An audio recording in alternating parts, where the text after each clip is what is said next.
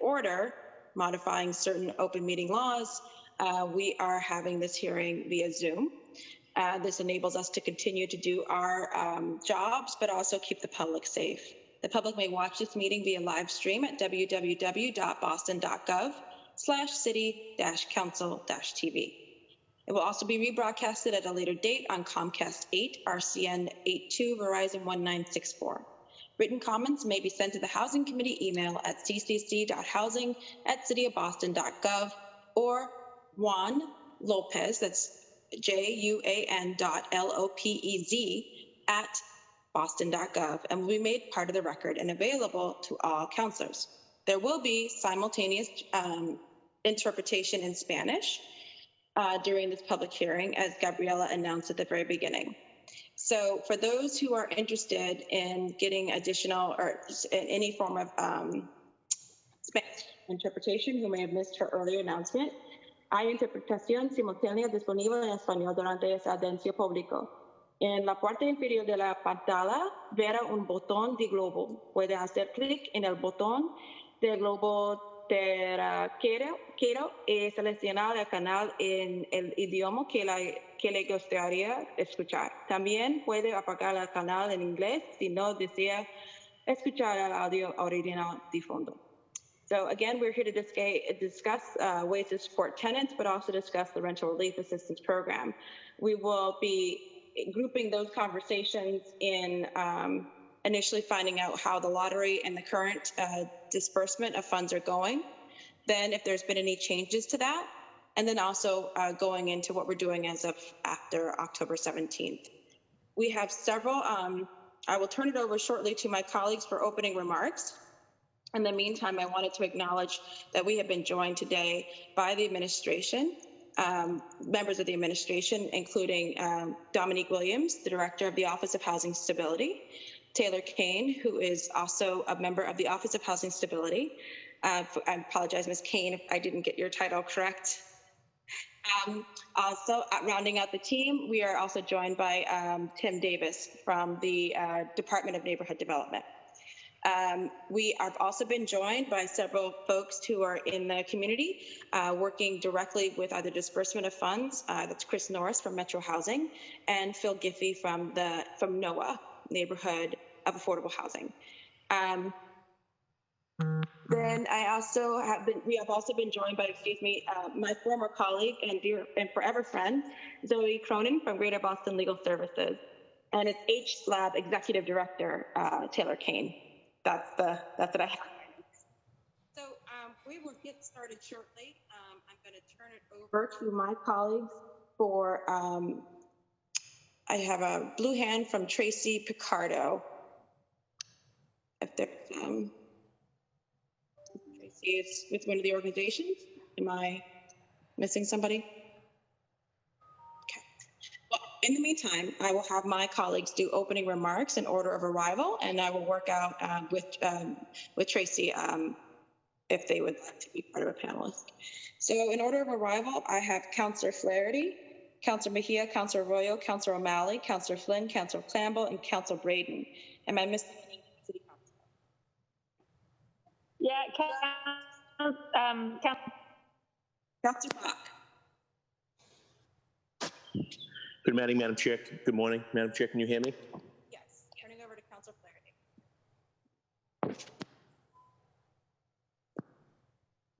Councillor Flaherty, if you have any opening remarks.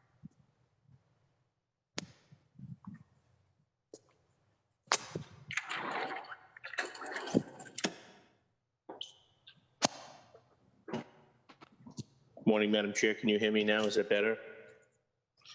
Very good. I can't hear you, but I'm seeing from your assenting that you can hear me. So just want to thank the lead sponsors and all the groups and organizations and city officials that are on this Zoom for the work that they've been doing since the start of the pandemic.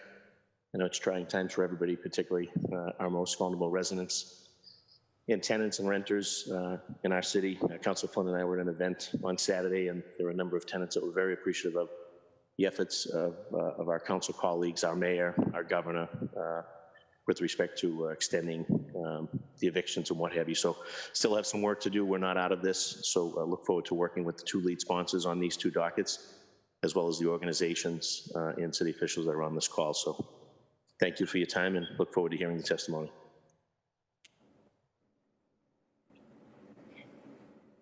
Mejia? Yes. Good morning, everyone. Thank you, Councillor Edwards, and all of those who are here joining us today. So I think that back in, let me just start off by saying that oftentimes COVID has reminded us how important these conversations are, because whatever we come up with today, my hope is that we'll continue beyond COVID and having these conversations and really working towards housing justice. So in May, we heard that 6 families so far had received rental relief, and I'm hoping to get an update on that number to get a better understanding of where we stand on this issue. The eviction moratorium was extended through to October, but that isn't a guarantee that an eviction crisis won't begin once that moratorium is lifted.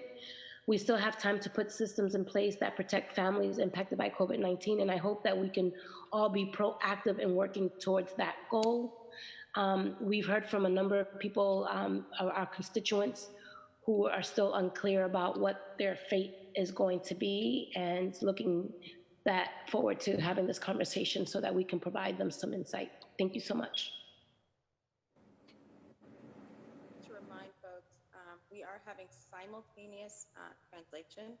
So I've forgotten myself, but to my colleagues and all the speakers, if we could just slow down our pace so that she can also be speaking it directly in Spanish to Spanish listeners right now.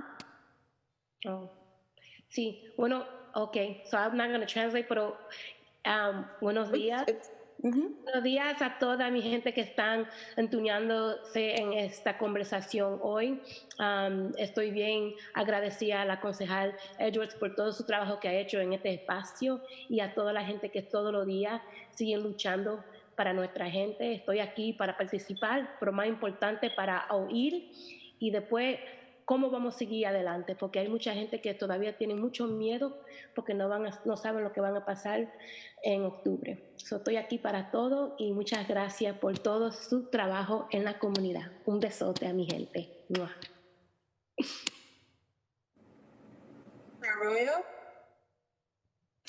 Thank you, Madam Chair. This is a major issue for the city and the state as a whole. We know it's a looming, iceberg, if you will. I think it's fair to say we've already hit water. There's a lot of folks that are already not able to make their rent, haven't been able to make their rent, are having real issues with maintaining their residences. And so it's an urgent issue. It's a looming issue. I think we've moved the eviction period further back, but that doesn't do anything to resolve the mounting debt that many of our rentees have right now, our renters and folks who are frankly trying to figure out how to get back to where they need to be. And so I look forward to hearing from folks on solutions for this and ways we can really start to address that problem, because it's probably one of the biggest ones facing us today. If I were to sit down and talk about the major threats to the city, this is right up there. And so I'm looking forward to having a really robust conversation about solutions to this. Thank you. Thank you. Councillor O'Malley. Thank you, Madam Chair, and thank you for your leadership on this. It's great to see so many colleagues in government and in sort of the housing world. Obviously, I don't offer anything more profound than what has already been said by my colleagues and what will be said by subsequent speakers. But suffice it to say, when you think about the enormity of the issue that we are dealing with as it relates to the pandemic and recovery, housing is a crucial part, as education is, as public health is. Obviously, there's just so much that's been going on. And to really not lose sight of the fact that it's almost like a Rubik's Cube. If we do one thing, we don't want to neglect something else, and housing stability is a crucial part of it. So I'm grateful to Tim and Taylor and Dominique, and I know Katie Ford, who's done some great work, along with Sheila, of course. Enormously appreciative of folks like Metro Housing and so many great housing nonprofits that have been working to sort of help our residents, and look forward to hearing how we can continue to support going forward. This is going to continue to be difficult. We all know this, beyond difficult, and we want to make sure that we can have the resources available and the coordination available to help Boston residents who find themselves in an increasing number housing insecure. So appreciate your leadership. We've been focused on this and we'll continue to do so in the weeks and months ahead. Thank you. Thank you. Councilor Flynn? Thank you, Councilor Edwards. Thank you, Councilor Edwards, for your partnership on this issue. We had a good hearing a couple months back, and I'm glad that we are continuing this critical conversation on how we can continue to protect tenants in the city, especially now that this pandemic has caused many people to lose their jobs and income, and also now at risk of losing their housing. There was a recent report last week. More than 654,000 Massachusetts residents either missed their July rent or mortgage payment or feared they wouldn't pay August. So we know that we have a crisis on our hands. Our tenants are having difficulties paying the rent and mortgage, which can lead them to losing their house. Our immediate focus right now is to prevent displacement and make sure that our tenants will be able to stay in their homes during this crisis. I know that the city had a rental relief fund and was working with several housing organizations in distributing those funds and helping tenants. And it would be great if we can get an update on that and how many people were able to receive funding. I also believe that outreach and language access is critical at this time to ensure that all of our residents are aware of the potential resources available to them. This morning I was talking with representatives from the Chinese Progressive Association. We were talking about this issue. I want to know how we are doing on that front in terms of reaching non-English speaking residents. Again, thank you to Council Edwards. Thank you to the administration staff for working on this issue. I look forward to hearing updates and hearing from residents, especially advocates, other interested parties about their concerns and ideas. And my final point, Boston should be a city for everybody, not just the wealthy. It should also be a city for low-income residents, for seniors, for persons with disabilities, our immigrant neighbors, people with persons with disabilities. Again, thank you, Council Edwards, and thank you for your partnership on this important issue. Thank you, and I apologize, Councilor Flynn. I should have just had you, should have gone first, actually, because you are the lead sponsor. So in questioning, I'll just bump you to the top of the list. My apologies, Councilor Flynn. That's no problem. That's no problem. Councilor Campbell. Thank you, Councilor Edwards, and thank you to the sponsors for your work on these pressing issues.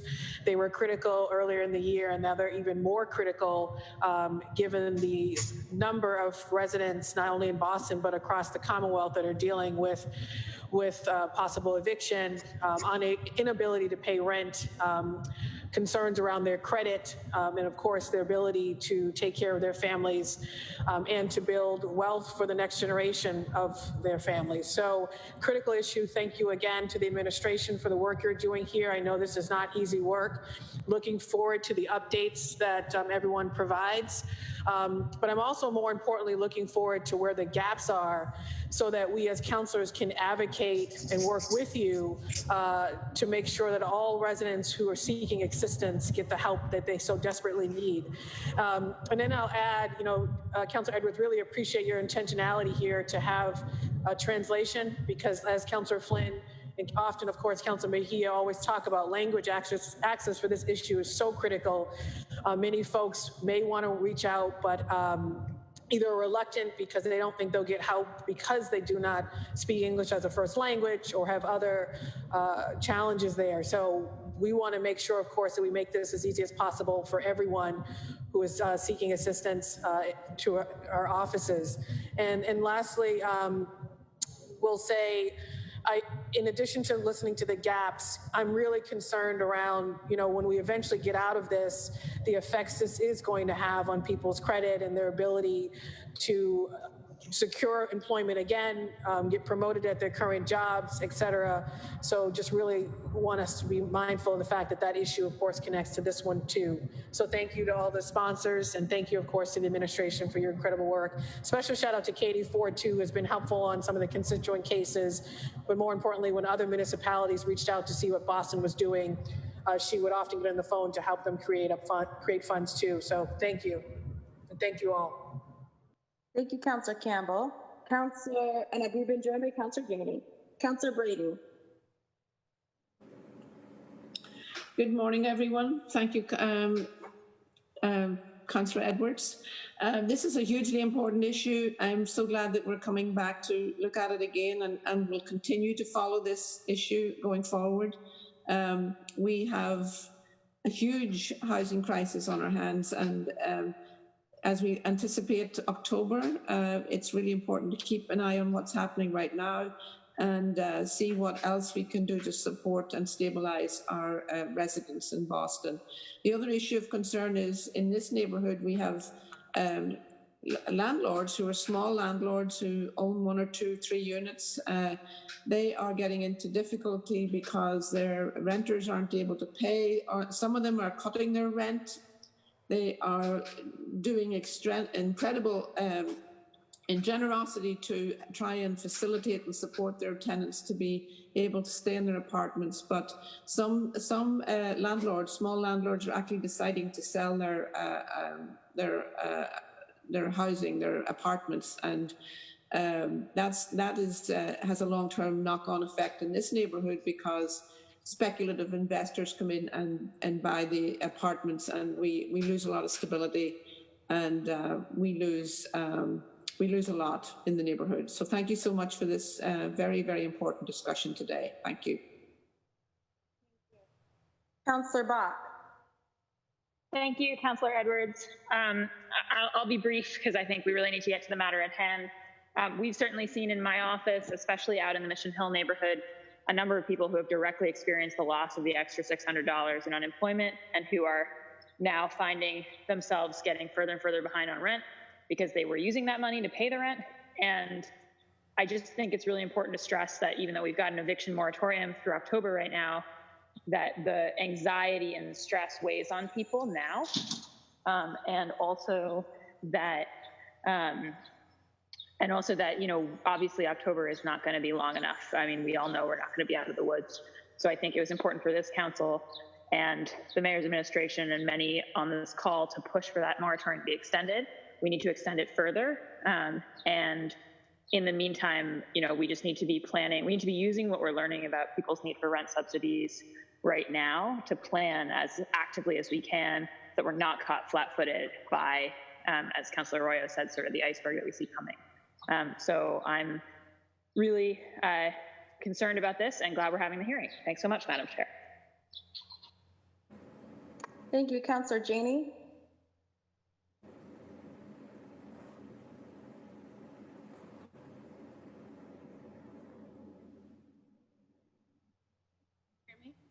Yes. Yeah, so I don't really have an opening like my colleagues. Many in my district are experiencing hardship. They were experiencing hardship before COVID. My district, certain parts of my district experienced a 70% increase in the cost of housing over a 5-year period. So this is a really important conversation, and looking forward to engaging with the administration, my colleagues, and the general public. Thank you, Madam Chair. Thank you. I will be very, very brief. I just want to thank everybody. I want to also set realistic expectations. I know DND, OHS, they're working extremely hard. And so I don't want this hearing to be a judgment at all on the hard work that they're putting in. Okay, I want to be very clear about that. They didn't cause this, nor can one office or 5 or 6 individuals fix the housing crisis that we are in. If you are very much partners in this struggle, so I wanted to acknowledge that. And I want to thank you for the amount of work that you are doing. I can't imagine. The volume of calls is ridiculous. When I was there briefly, I have no idea how many calls you guys are probably getting right now for the amount of struggle that you are doing. So I want to acknowledge that. I also want to acknowledge that part of this partnership includes our colleagues at the State House.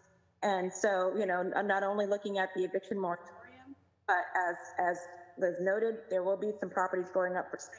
So TOPA would be a great thing to pass.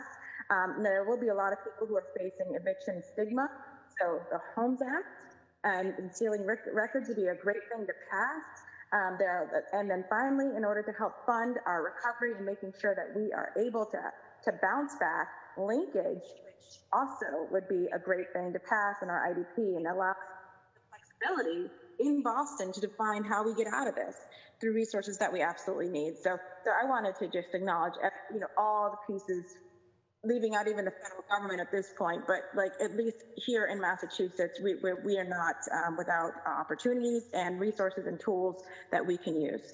So with that, I'm going to turn it over to the administration. And I think if at anything, I'd like to have you just go ahead and speak, Dom, or the folks from your team, and then turn it over to NOAA and Metro to add in any comments they may have as part of that, and then to GBLS.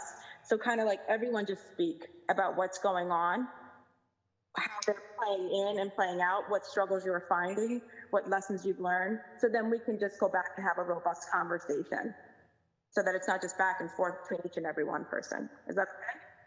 That sounds good. All right, go ahead, Don. Thank you very much, Councilor Edwards. Thank you to Councilor Edwards and to Councilor Flynn for calling this hearing today. For the record, my name is Dominique Williams, and I am the Deputy Director of the Office of Housing Stability. We appreciate the opportunity to speak with you and to answer any questions that you may have about the Rental Relief Fund and about our post-eviction moratorium plan. The city and its partners have been hard at work during this pandemic to ensure that families and individuals have resources they need in order to weather this storm. We want to make sure that tenants know their rights, have access to financial assistance, and ultimately are able to stay in their homes. Our team is small but mighty. I say that all the time. Since the opening of the second round of rental relief, our 7-person team has handled over 5,249 calls. 24% of which were coming from Spanish speakers, and we've opened over 1,500 cases. Our office has quickly mobilized to assist with the housing needs faced by Boston residents right now, and we quickly mobilized to put resources online, including our tenants' rights in the time of COVID, a housing forum, in addition to a workshop on rental recertification for subsidized voucher holders. By and large, our calls for assistance are coming for rental relief with requests for help from every single corner of the city.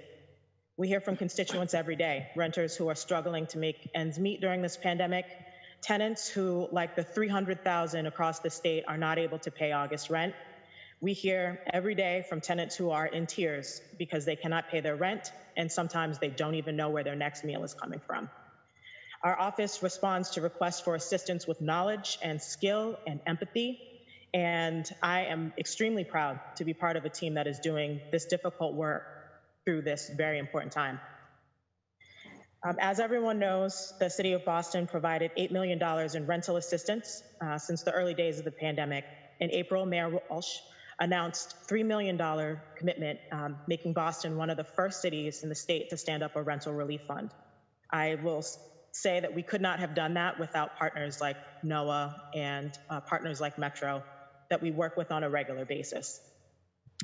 In June, Mayor Walsh dedicated an additional $5 million to help renters in need. Working with Metro Housing Boston, the Neighborhood of Affordable Housing, and Project Hope, OHS then created the second round of the Rental Relief Fund, which Deputy Director Taylor Kane is here to provide an update on. As I mentioned earlier in the call, as has been mentioned, I think Councilor Flynn mentioned it, the eviction moratorium, if it's not extended, it's going to end on October 17th, which means that the earliest legal wave of evictions would take place the day after Thanksgiving. We cannot assume that it will be extended in spite of our best efforts to do so and to push the state to do so. So we're tirelessly working to put a plan in place to quickly assist those who are facing eviction. Those plans include the following. Over the coming months, we know that we will continue to make rental relief funding available to as many households as we possibly can. We must insist that Congress continue to provide resources to families that are out of work. We anticipate that a second round of CDBG funding will be made available by HUD, and we're anxiously awaiting the funding formula from their office. In addition, we will continue to lobby the state for additional RAF funding. Chris Norris, the director of Metro Housing Boston, the city administrator of RAFT, is here to talk about the RAF program and projected state funding over the coming months. In addition to city and state dollars, our office is hard at work on the policy front. We have been working tirelessly since the beginning of the push for a right to counsel. We know from our eviction data collection that nearly 80% of eviction cases in the city are filed for non-payment of rent. So tenants who have suffered a loss of income are especially vulnerable through this crisis. We've been working with local nonprofits to push for a right to counsel pilot that will guarantee tenants in housing courts have a lawyer to assist them in that eviction filing. We know that tenants who can pay their rent may experience some financial instability for a long period of time as we work through the economic fallout of this pandemic. We know that tenants will need to have solid repayment agreements that they can actually afford, that are actually doable. So to that end, we've been working with GBLS and our Eviction Prevention Task Force to develop a rental arrearage agreement that is fair and balanced.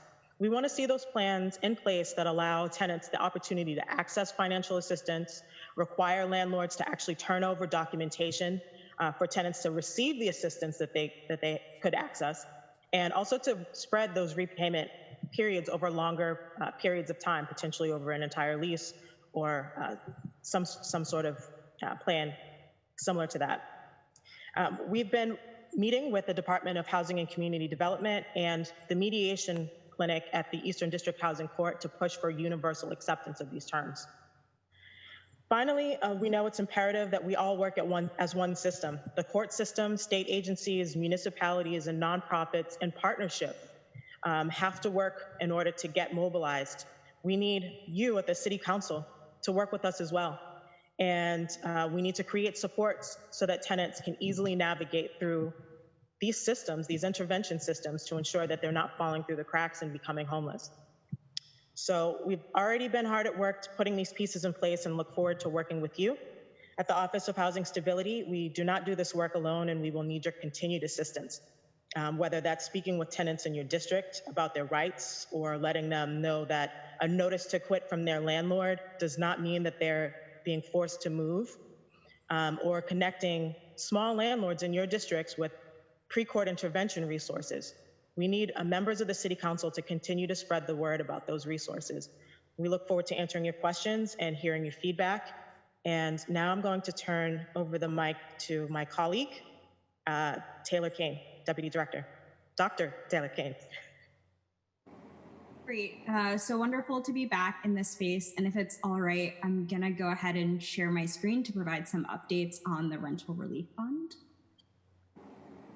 Or I'm going to try to share my screen to share some updates on the Rental Relief Fund.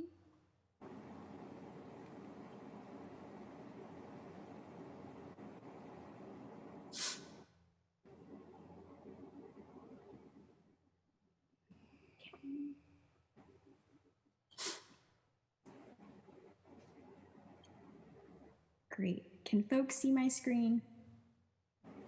Wonderful. Technology. So again, we really welcome this opportunity to be back in this forum and offer updates on the City of Boston's Rental Relief Fund. The council has been a really valued collaborator in this program, most notably during our May working session when we discussed modifications for the second round of the Rental Relief Fund. So before jumping into updates, wanted to just offer a brief recap of some of the modifications we made for the second round of the Rental Relief Fund. And we focused on 4 major areas, including the pre-screening process, language access and fund materials, application processing, and tenant protections. So in that May working session, together we arrived at a shared understanding of the importance of extending the availability of the pre-screening form and ensuring that it was available for 2 weeks. We deepened our commitment to language access. We increased our capacity in terms of our ability to process applications by bringing on a third vendor in Project Hope. And then we also incorporated language around mediation and notification to the Office of Housing Stability into the owner contract that was part of the process for receiving funds for the rental relief program. As a result of these changes, during the second round of the Rent Relief Fund, all of our materials were available in 10 different languages. We minimized the amount of additional documentation that residents needed to submit in order to receive assistance. And we updated the form with language describing how applicants could complete the application form on a mobile device. We really look forward to this continued collaboration and shared pursuit of solutions that remove rather than create additional barriers for households in need in this moment. So since the first lottery, we have received 1,259 applications back from constituents for the Rent Relief Fund. In terms of what that process looks like after receiving a completed application packet, which includes an application form, photo documentation for the head of household, and a signed lease or tenancy agreement, our partner agencies review and verify eligibility for the fund. To date, we have 654 tenant households who have been confirmed eligible to receive assistance from the Rent Relief Fund. We have 224 households who have been deemed ineligible due to receipt of other forms of rental or housing assistance, for example, residents in subsidized housing. And there are currently 353 applications in process, which means that these application packets are missing materials or vendors are awaiting required documentation from tenant landlords to complete the application. To date, we've distributed over $1.9 million in rental assistance, and that those funds have been distributed to households in every neighborhood of the city. During the May working session, the council also expressed an interest in understanding whether there were any trends that we were seeing in the types of households that were applying for assistance. While this data tracking and reporting is still ongoing, at this point we can share that we have seen 98 applicants request assistance for a room that they are renting, and this is a number that will potentially change as a result of the verification process. And we're also seeing at this moment that the average household size for applicants is around 3. We're also tracking the types of landlords whose tenants are receiving assistance through the fund. And so as you can see at this point, we have about 59% of payments are going out to individual landlords, and then 41% are going to LLCs and corporate landlords, and happy to talk about that further. Lastly, we're also paying attention to the distribution of assistance by neighborhood. So on the screen, you should see a breakdown of where funds have been distributed across the city. As we shared with the council in May, the pre-screening forms, or neighborhoods where we saw the largest number of pre-screening forms were East Boston and Dorchester, and the funds distributed to date reflect this, but also highlight other areas of the city like Roxbury, South Boston, Jamaica Plain, and Brighton, where significant funds have been distributed. So an essential aspect of the application processing component of the Rental Relief Fund involves constituent follow-up, which Dominique has already spoken to. And this is reflected both in the work that we're doing around the fund itself, as well as in the incoming requests coming to the Office of Housing Stability. Over the past few months, the call volume for OHS has quadrupled and has brought increased utilization of the language line, one way we are ensuring language access for all constituents. Since the close of the second lottery on June 22nd, the Office of Housing Stability has received over 5,000 calls from constituents about a range of issues. As it relates to the Rental Relief Fund, is this going to advance? Great, there we go. Going back. In regard to the Rental Relief Fund, our constituent engagement has been supported by over 30 city staff who have made calls to tenant households to notify them of fund updates. These volunteers have completed 458 calls, over half of which were in Spanish, and a follow-up with over 400 households who submitted application forms.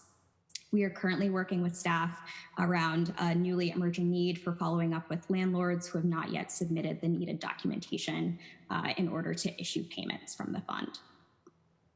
So as we reflect on the ongoing process and prepare for the end of the eviction moratorium, there are several areas where we're weighing modifications to the fund moving forward. Most significantly, we are considering combining the pre-screening and application form into a single online application. This is a modification that will hopefully minimize the amount of forms that applicants complete when seeking assistance. Moving forward, we also aim to be explicit in our desire to apply a racial justice and equity lens to the rental relief fund. Given the structural and institutional roots of racism and inequitable access to stable housing, we want to be explicit in our desire to really center this in the work of the fund. In addition to updating the application form to better track race and ethnicity data, we plan to use this data to inform any changes and to help target any additional outreach for the fund.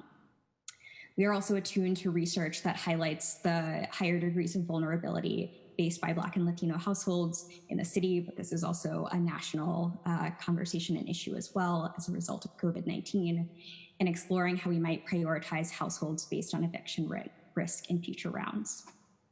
Lastly, one of the changes that we're considering is exploring ways of better engaging with small landlords in particular, and thinking through how we could potentially allow them to apply on behalf of tenants or host forums or sessions to better educate them about the fund itself as a potential resource.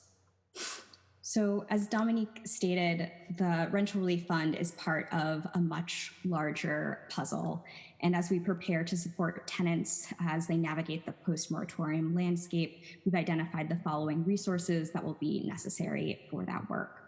So there are 3 areas that we're really focusing on, and that's ensuring access to legal representation, supporting ways of repairing tenant and landlord relationships, and really striving to promote collaboration and coordination across different agencies, different sectors to really support households in need.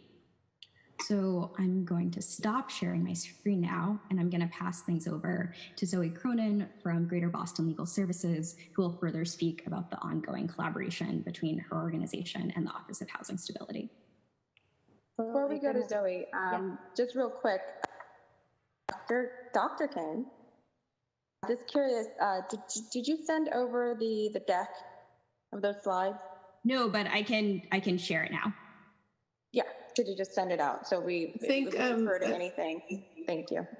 I think Neil has already shared it because I've been able to follow it on the deck. Perfect, thank you. Thank you so much. Thanks, Neil. Okay. All right, good morning. Good morning, and thank you, Councilor Edwards and all the members of the council for allowing me to speak.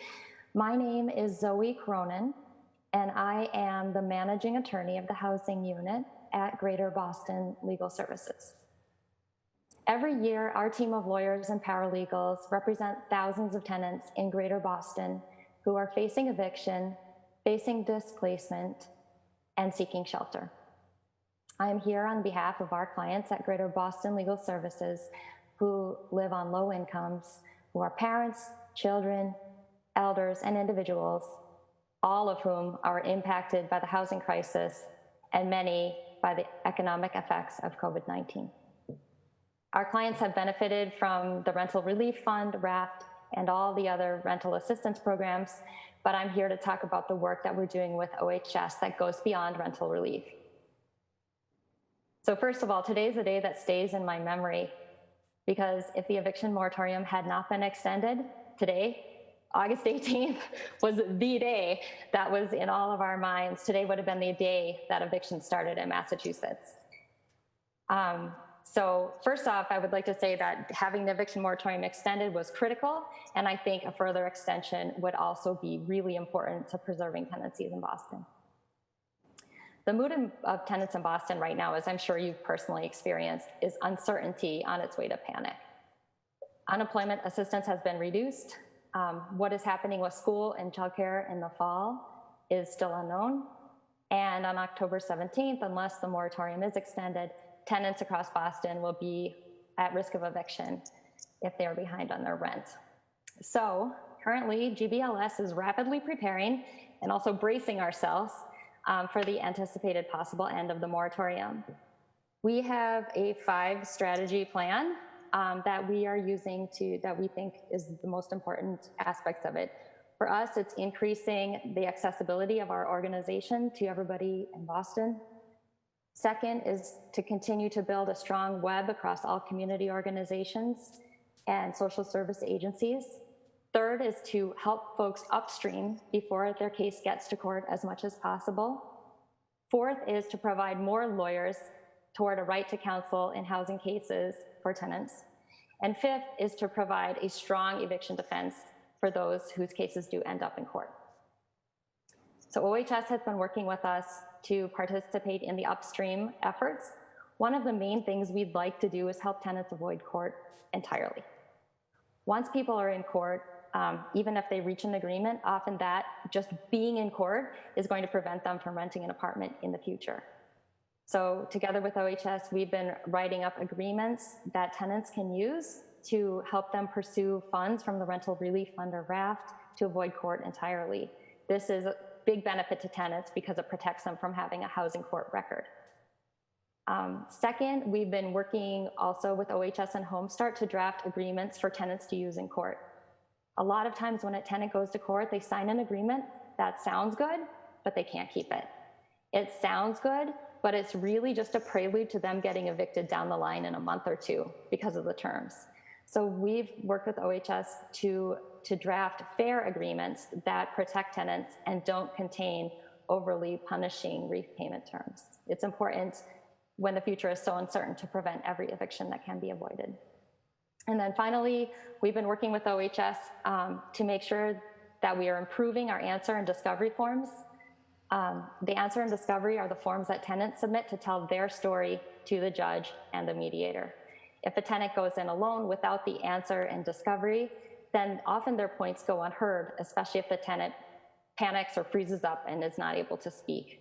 So together with OHS, we're putting in claims that are particular to COVID-19 defenses so that the judges and mediators are aware of tenants' exact situations. So also I just wanted to add, as sort of an expansion of this, there are twin concerns going on right now in housing. One is rent. There are a whole lot of people facing eviction for rent. That's probably 80%. There is also a mental health emergency going on. There are a lot of people who we haven't heard from in the last couple of months who are in their apartments and are not doing okay. And I think those are the other type of eviction cases that we are going to see. So that's not exactly on topic for this, but I just wanted to put that out there. That's something that we're really concerned about. So in conclusion, I just wanted to say OHS has been a stabilizing force for tenants, a huge part of the community response, and it's been great working with you. Thank you. Thank you. I would assume we're going to go to NOAA and Metro. Okay. Chris or Phil, whoever wants to go first. Okay, Chris. Good morning, Councilor Edwards, Councilor Flynn, and other members. For the record, my name is Chris Norris, and I'm the Executive Director of Metro Housing Boston. You should have a copy of my written testimony that was sent over yesterday to Mr. Lopez, so I'm not going to go through and read all of that. I will save you that. I know you can read. But I do want to focus on a few things. I know many of you have actually visited our relatively new office at Roxbury Crossing, but for those of you who haven't, a little background, which is Metro serves Boston and 32 surrounding communities. And most people are primarily familiar with the fact that we administer 10,000 rental vouchers for families across the region. But we also provide emergency assistance, the residential assistance for families in transition program, the RAFT program being the primary one. And last year we issued payments totaling $5.1 million to 1,800 households. And of that, $3.3 million was spent in Boston to prevent 1,200 families from becoming homeless. What I'd like to focus on just a couple of different things, sort of like Zoe did, is first the partnership. And this partnership with OHS through D&D has really been great and an example that I wish other municipalities would follow.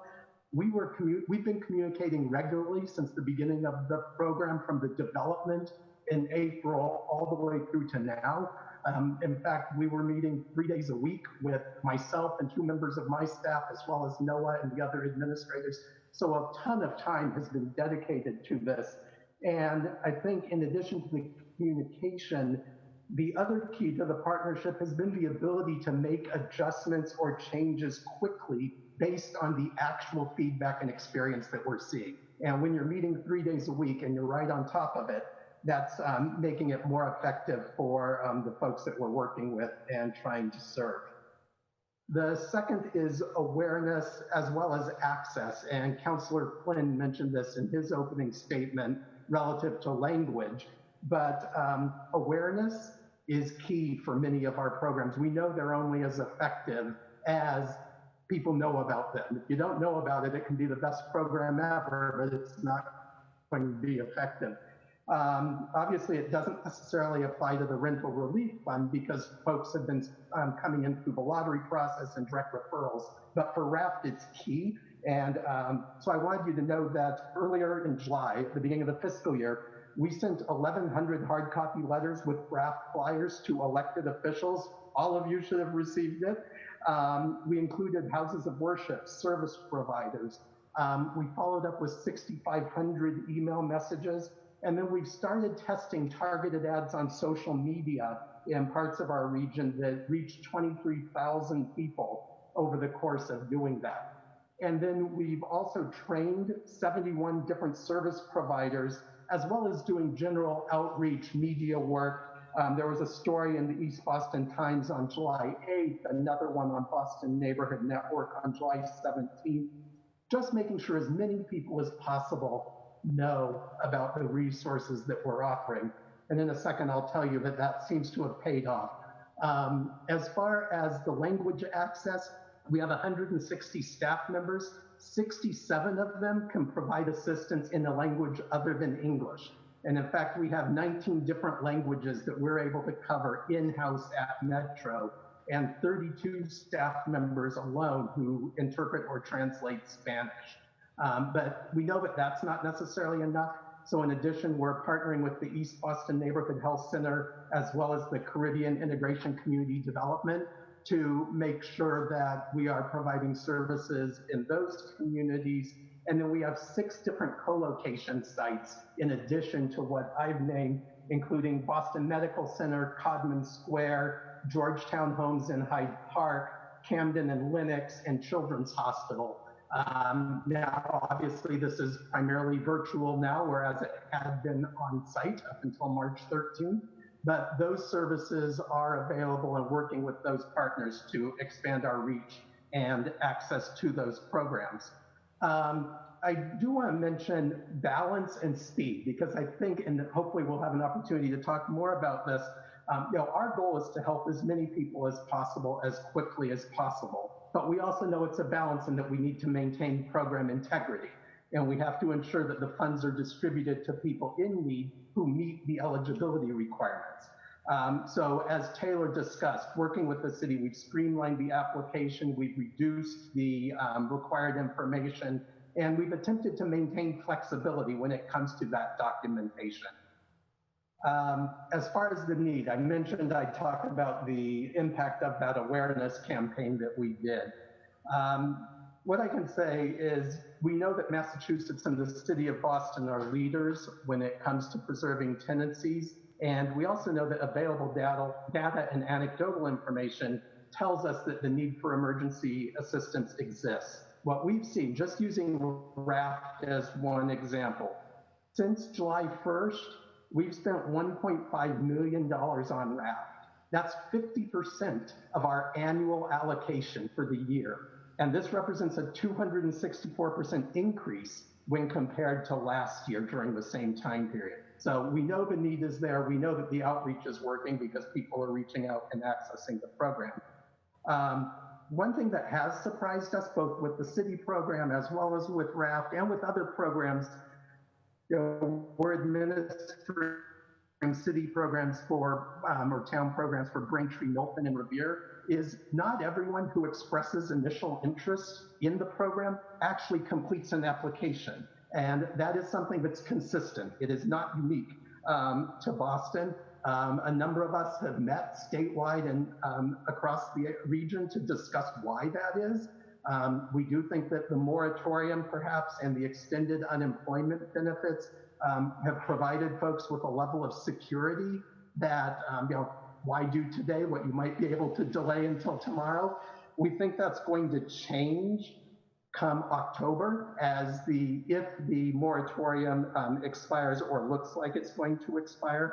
And so we want to be ready for that, and we are ramping up. Councillor Campbell asked about gaps during her opening. And I will say that I think all bets are off if the federal government doesn't step forward. We know there's been delays. We've seen what's happened, but I ran some quick numbers. And if we use the housing court's recent memo they put out, they estimate a lowball number of 20,000 evictions coming into the housing courts statewide. At $3,000 a person per household, which is our average amount, that would be $60 million. That could be covered. The state has actually allocated that amount of money if you look at 3 different programs, and I'm happy to talk more about those. But the state has also indicated through a supplemental budget that they want to be able to raise the amount that a family can access to $10,000 instead of $4,000. We think that's a great idea. We think it's going to be needed, particularly given the rent levels. But that cost then balloons to $200 million for those same 20,000 households. And so that's not something that the state is going to be able to do alone or the city's going to be able to do alone. We need the federal government to step forward, and we need to be advocating for that. For 37 years, Metro Housing has worked to stabilize housing for those in need. We're ready to do what we can. We want to work with you, the members of the Boston City Council, to be sure that every step we take is as effective as possible. Thank you. Thank you so much. And Phil. Thank you, Councilor Edwards. It's a pleasure to be here with everybody on this day. I think Chris has said everything. I'll try to give a little bit of a recap, maybe a few extra points. My name is Phil Giffey. I'm the Executive Director of NOAA, Neighborhood Affordable Housing. We are a community development corporation based in East Boston. We've always served the North End and Charlestown as well. We don't do housing development there. I've lived or worked in East Boston since the early 70s. It's a different city these days. We have, NOAA is about 35 years old. We've long had quality relationships with the city and its leadership for a long period of time. I think in part we were selected for this particular program because we'd go back on what they called housing counseling in the old days, where we tried to help people find affordable housing in the mid-late 80s and whatnot. Right now we work closely with the city and DND on a number of programs, including the Acquisition Opportunity Program with the city. We hope to be able to continue that. We've purchased 17 buildings and prevented 55 families from eviction in that particular way. We go long back on environmental justice. We currently do, if you can see behind me, we do census work, we do ESOL, we do first-time homebuyer programs, we do foreclosure prevention. So we have a broad range of services that we add as a part of our work in East Boston and beyond, actually.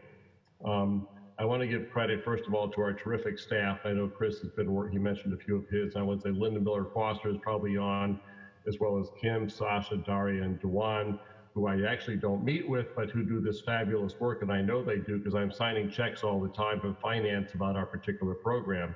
And I think Chris or Taylor mentioned the number of loans and payments we've made to landlords. I think there's been 275 or 85 payments or tenants we've saved, close to $900,000. I know more is coming. A good portion of those are to East Boston. The numbers are surprisingly high to me overall, but I know the neighborhood, and we know Councilor Edwards know the neighborhood has been changing dramatically over time. I do want to say a point about put to Councilor Breeden, I think this is not just a tenant program. This is a small business economic development program. I think it's important to mention that. I don't think the tenants touch the money. I think it mostly goes to the landlords, whether they're LLCs or small people who own property in the city. So they get to keep their portfolio safe. They get to pass along their debt service to whoever they have or to their own business line. I think it's important to mention that, because if we don't serve just the tenants, it really does have a spillover effect, I think, into the economy overall. Most of these people are very low income from the statistics that I've seen. They don't earn a lot of money, and they wouldn't be eligible otherwise, I think. Most people have lost all the jobs. They're back of the house kind of situations. They don't have the kind of jobs that I'm very fortunate to have had over time. They're really on the edge. Many are female heads of household. Belinda tells me there's a whole blend of people out there who I know we're writing checks to, and landlords. So it's a great program for lots of lower income people in the city. And I think to Chris's point, if we know that, we don't want to talk about the election too much come November, but if we don't have backup from the state, we know that more damage will be done to our cities and whatnot. So we need to stay on top of this kind of thing. And to Chris's point again about efficiency, I know there were 3 phone calls a week. Now I think there's only 2. I think efficiencies have been built in. I think staff is doing a terrific job following up overall on people, with people and getting back as quickly as they can. There are a variety of obstacles, including how do people handle language? How do they handle a mobile phone? How do they handle contacts and whatnot and get back to people in a timely fashion? How do they get information from their landlord? It's like applying for a mortgage, except you're applying for rental assistance. So I think the city, and working with yourselves, we've been sensitive to all the barriers that have come up. And I think people have been working through them, I think, with great attention and passion, I think. So again, we'll continue to do this great work with you. Happy to take any other questions you might have, and look forward to working with you in the city as we continue this great program. Thank you.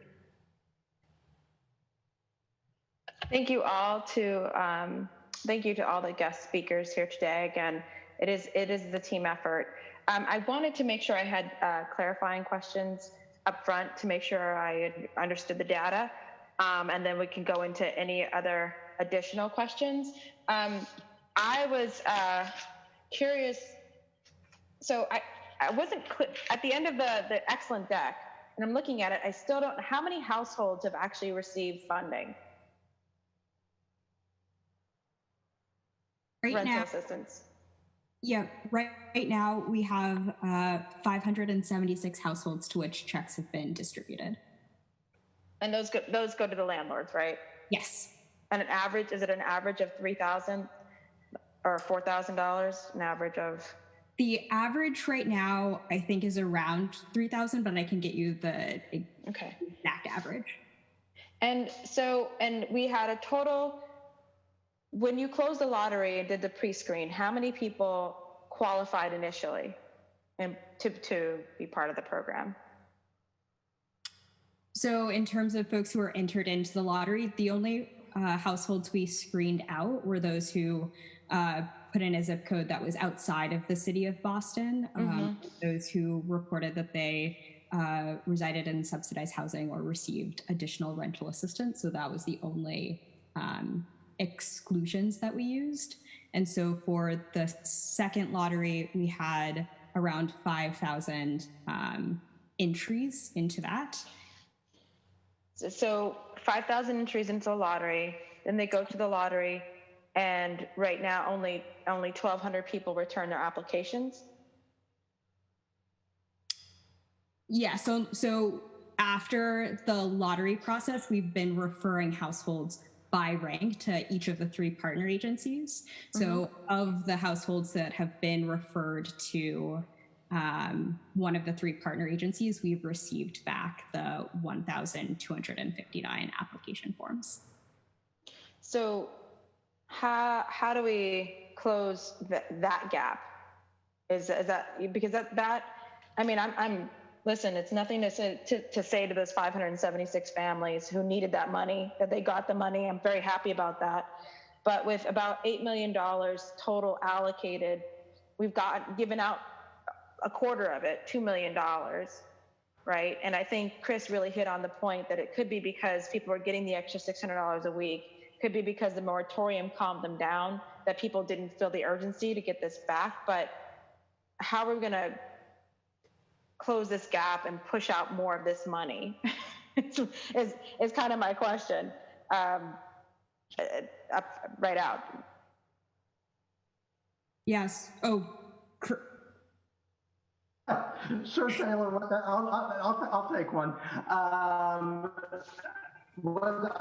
I think that's part of the discussion that we're engaging in right now with D&D and OHS, as well as statewide, because we see the same thing with the RAFT program.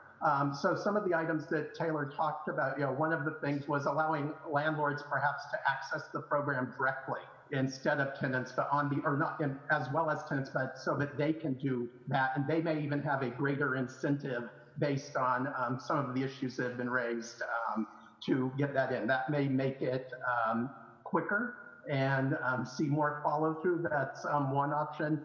The other is, it takes time despite the speed with which this is, in 30 years of doing this, I think this is the quickest program I have ever seen come from announcement to checks. I think the mayor announced it at the beginning of April. It didn't exist yet, and the first checks were cut on May 8th. So I think to re-examine perhaps the lottery aspect of it, and now that we've done the lottery, we were worried about the demand, perhaps to look at first come, first serve, even as long as we can demonstrate that the awareness is out there and that the access is available. I think that having that discussion with all of you could help inform us as to the ideas that are there as to how to break that down, because there isn't a single answer. And without knowing why people aren't responding, I think it's difficult to determine what that answer is likely to be without testing a number of different things. Well, I appreciate that. I know we're learning. I know we're learning as we're trying to also, you're trying to build the bike and ride it at the same time in this moment. And so if I might suggest too, maybe a pre-screen to lottery, it's, one more step to eliminate, right? And so maybe it's the pre-screen and application are on the same day or same time, so that if, once they've made it through your pre-screen and understanding, they're really headed to just provide supplemental documents to get their check. As a move through, because I'd hope we can see by October 17th, even more of this money, even half of the money and funds gone out the door, so that we're hopefully there's fewer people freaking out come, it would be probably November 1st, right? And they start filing the notices to quit if they're not on a lease. So I just want to make sure, and I do appreciate you did adjust from the first time around. We already saw that huge amounts, and I appreciate that, Taylor. You brought up all the different ways in which we're discussing the pre-screening, the language access, and all that. And I think it's great that you are providing legal services on the other side as well this time around, as part of the post-eviction and kind of pre-planning. Are you providing those all virtual, Zoe, or are they? How are you moving around the legal clinic and people learning about this? Yeah, so we're doing everything virtual. Okay. So right now, at this point, we're doing everything one-on-one with folks, but once the moratorium lifts, and we're gonna work with pro bono partners to be having group sessions for people using our MAID online eviction tool, so that people can do their answer, discovery, jury demand, any motions to dismiss they need, and then they can submit those directly from MAID they can file them with the court also electronically. And then the court is actually going to be operating all via Zoom as well. Do you, Mm-hmm. So, and you talked about form tenancy agreements. Are you, yes. Are you making those available to anyone to use, or is that something you only want maybe people to come access to you, those forms through OHS and GBLS? Yeah, so I think we're going to try to find as many forums as we can for those to be put out. I'm hoping also to engage the court service centers as sort of a general place that lots of people would go. And if the court would have them, we'd certainly put them at the court is going to have a virtual counter for assistance. And so And we'll also have them at Attorney for the Day. GPLS, Harvard Legal Services Center, and De Novo are also running Attorney of the Day services. But for example, you wouldn't want like my office handing them out if someone's Oh, you headed to could. court. Everyone can. They've been written very generally. Yes. Okay, they're like kind of That'd be fill in the great. blank. Yeah. Fill in the blank.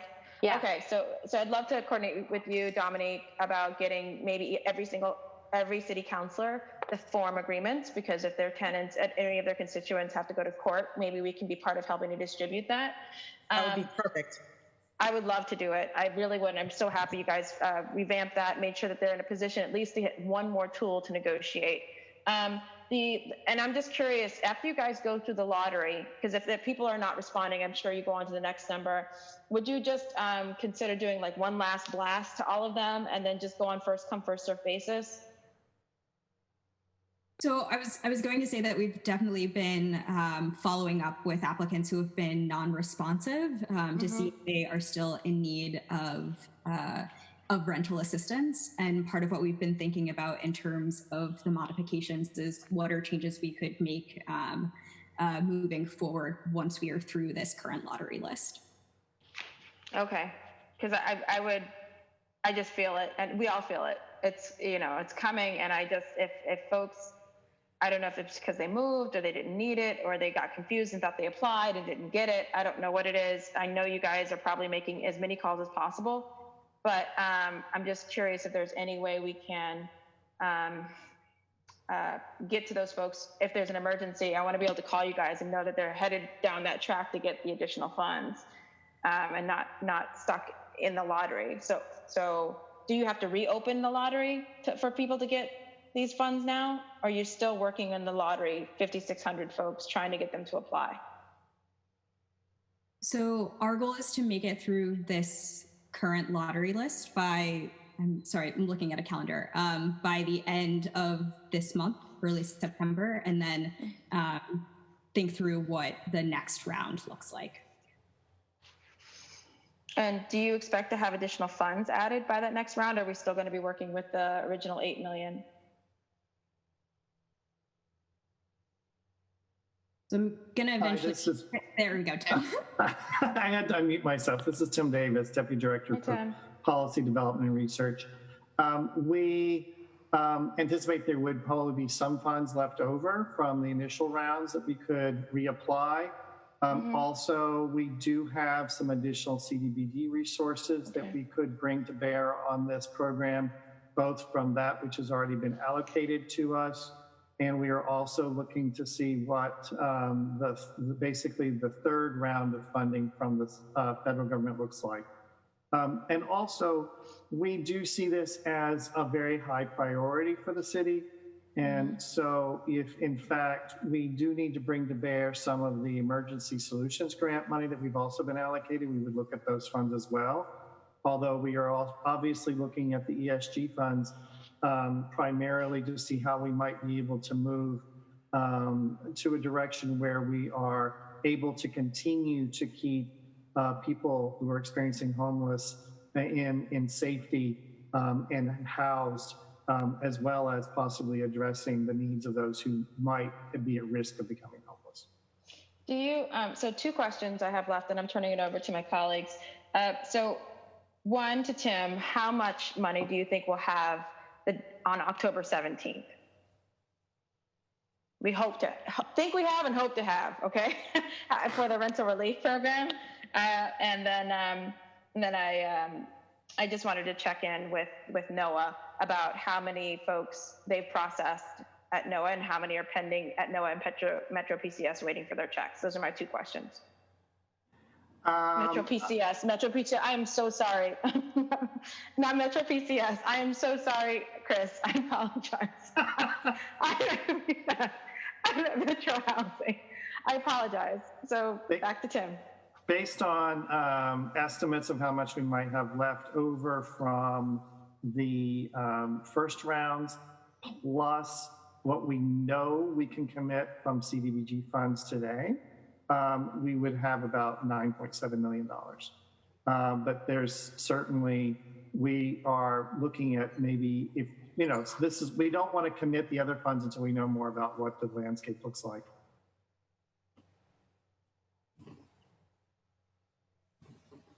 Lydia, I don't have the pending number in front of me, but I'll get it to you before we close.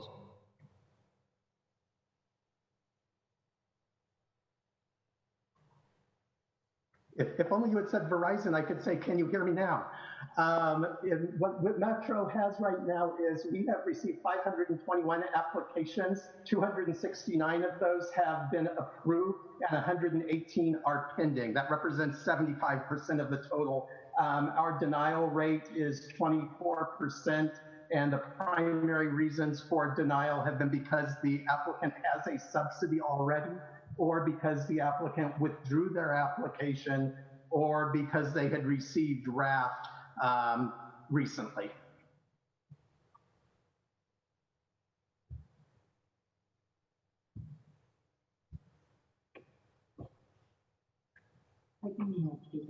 Councillor Edwards, I think you're muted. Those are the ones that apply. Thank you, Dominique. Thank you so much. So I will turn this over to Councillor Flynn, who's the lead sponsor. We'll just go down the list for questions. And Councillor, and Phil, you could break in whenever you have the information. Them, yes. No rush. Okay. Okay. You said you have them, Phil, or you said you'll get them? I'm going to get them in a minute. Hang on. Perfect. All right, Councillor Flynn. Thank you, Councillor Edwards. And again, thank you to the panelists and the advocates for your important work during this critical time. I just wanted to follow up a little bit on Councillor Edwards. Can you discuss some of the marketing outreach that you're doing to hard to reach residents? And I know we talked about residents that may not speak English, or residents that are seniors, or residents that may not have expertise on computers or access to computers. What type of outreach are we doing to make sure we are as inclusive as we possibly can?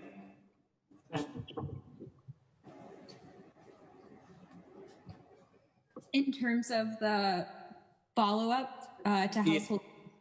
Yes. Yep. So can also let NOAA and Metro speak to the incredible work that their staff is doing. But in addition to phone calls to households who have been non-responsive, all of our materials are available in 10 different languages. So the emails that go out, the application form itself is available in those 10 different languages. And we've asked folks what language they prefer to receive communication in so that we can align those notifications with the language that they are most comfortable receiving information in. We've also started to explore text messages as a way of connecting with households because we are learning that that is sometimes the preferred form of communications. We are trying a number of different channels to do that follow-up component. Are you finding any difficulty in terms of reaching people through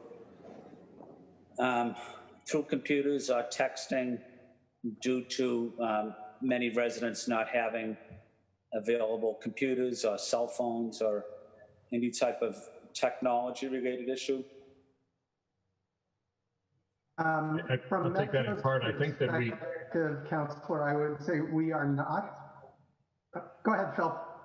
I was just saying, from what I've heard, Councillor, that sometimes it isn't the person who has the device, maybe a family member or a child or somebody in the household who has a piece of equipment, and then it comes in somebody else's email, and it may come in a different language. So there's all sorts of things that happen. It isn't just we all have our little devices, pull it up and pull down the application. It gets shared with everybody, and sometimes you can get lost in that arena as well. And from Metro's perspective, I would say, Councillor, the answer is no.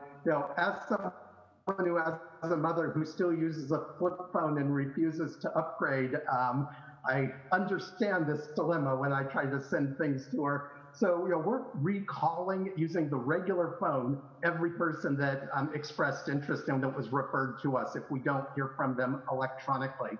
And then in addition, they don't have to submit the materials online.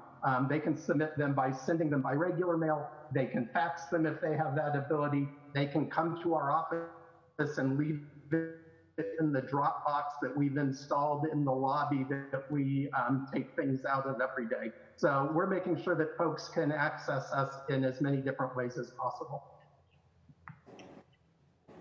Thank you. And I just have one final question. As we go forward during this difficult economic time, whether it's 6 months from now or a year from now, when the restaurants are still struggling and tourism is not here, you know, people that work in the hospitality field,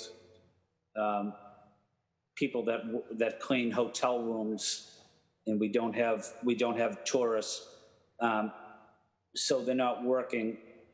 Many of them are immigrant workers. Many of them live in my district, including a large Chinese community, a large Spanish-speaking community in the South End. What are we doing long-term as it relates to knowing that the economy is not going to improve for a while, and a lot of our residents rely on the hospitality jobs to pay their bills? What are some of your concerns or thoughts, or what should we be thinking about right now as it relates to low-wage workers working in hospitality, the hospitality field, in knowing that they face a difficult economic road over the next 6 to 12 months?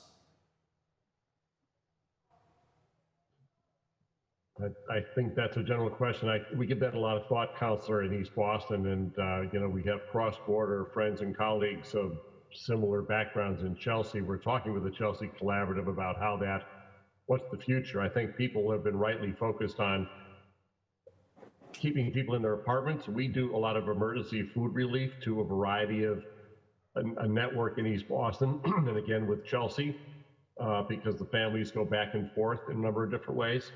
I think it's a huge issue. I don't know that anybody has an answer yet for that. I do think that people are really at risk, and I think there's a lot of fear of that, and with COVID and how people get retrained, if at all, with low-wage jobs. You know, we're not necessarily building more commercial buildings or housing of you know, downtown right now. So beyond that, what actually happens? I can't, in all honesty, give you the best answer and say this is what we're actually doing. I know that we're on the front line doing emergency food relief networks, which I think is connecting a lot of different people in a lot of different ways, probably in your neighborhood as well. I know it's happening here in East Boston. We're in the thick of it, is that, and staff. And I give them a lot of credit. They're on the front line putting, you know, giving people food every day, and I'll go down there in a little bit too. You know, it's fresh food, it's canned food, it's toiletries and things of that nature to keep people in good health and in good stead. I think we're also thinking about how do you help people do education and homework. Right now, our ESL programs where we helped a lot of people every other the number in front of me, but now we're going to go back in the early fall just to get people back in the SOL so they do job training, and that was a job training program basically. It wasn't just the language so you could speak, it was how do you communicate with your boss, your spouse, your child, that kind of thing. So we'll continue to do those kind of things so people can get enough skill to survive, but beyond it, I think it's a challenge for all of us. If I can, for Councilor Edwards, Lydia, I didn't have the number in front of me, what Linda had actually sent, but I just didn't scan down far enough to read it. I think we've received 475 applications back to constituents. We have 111 pending right now on our list. We've deemed the other 455 or whatever, 59 were deemed ineligible and 55 actually opted out.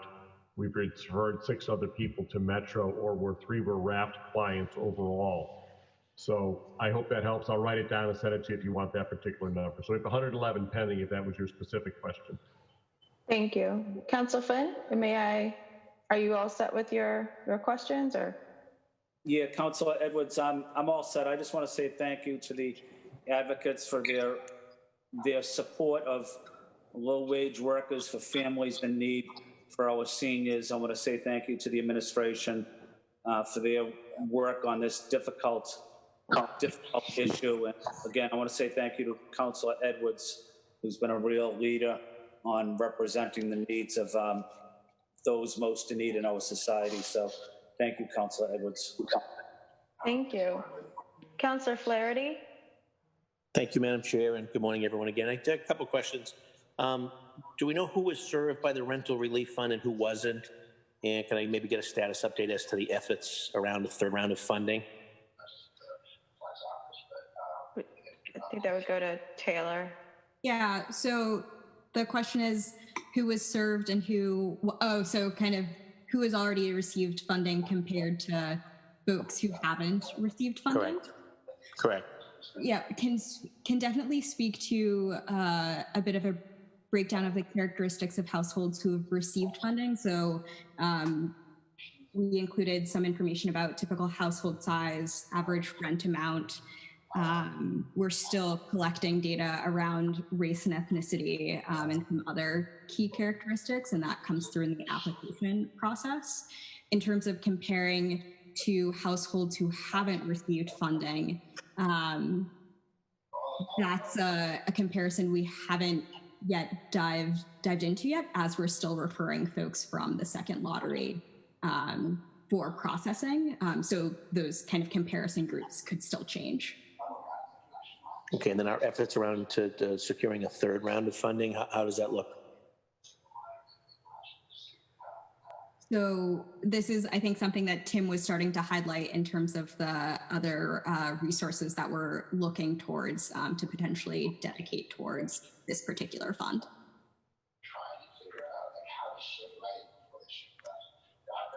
So this is Tim. This is Tim. We do have additional funding. I think the question for us is, has been discussed, is exactly what is going to be the form of that funding.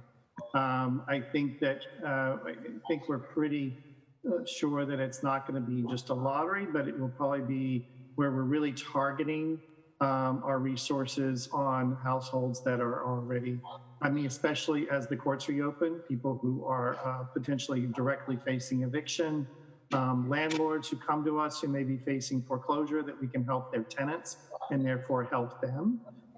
Those are the kinds of things I think we'll be looking to in terms of the format for the next round. And the other OHS staff could certainly add on to that if I've missed something. No, Tim, I think you've answered that perfectly. I know one of the biggest challenges for our team internally has been, having to tell people who are currently feeling the pressure from their landlord to pay their rent that they kind of, have to get in line or put in an application for the lottery or wait for the next funding round, as opposed to just being able to assist people as they're coming to us. I've been a passionate advocate for us kind of moving to a system that's going to allow us to get that money out the door and into the hands of people who need it on a more consistent basis and a lot faster. I think that moving away from a lottery system, especially for a third round, is probably the best way to go. Great. And do we have a list of current lenders that have been providing mortgage relief? And if so, can you get that to the council? I think it's important to highlight and lift up those banks that have been being good neighbors and giving back to our community. And so if we have a list of those participating banks, I think that's important for all of my colleagues, particularly our district colleagues, to make sure they're getting that information out to their local constituents. Now, Councillor Flaherty, this is Tim again. We will again get that to you. Maureen Flynn, who's our Deputy Director for the Boston Home Center, oversees that more directly, but it's actually, I believe it's available on our website, so I'll just find that and share that with all of you. That's great. I appreciate that, Tim. And then just lastly, can you guys, someone explain to me how the mortgage relief works for homeowners?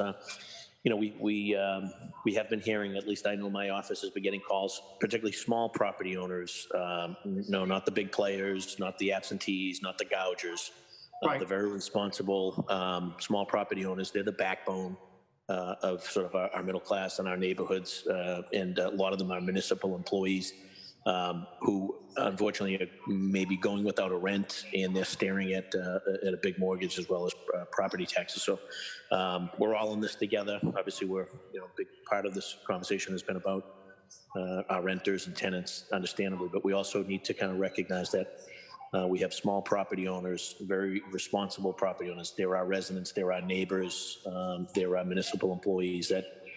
So I'd really just like to maybe just shine a little light and see what mortgage relief programs are available out there for our small homeowners that make up the vast percentage of our neighborhood properties.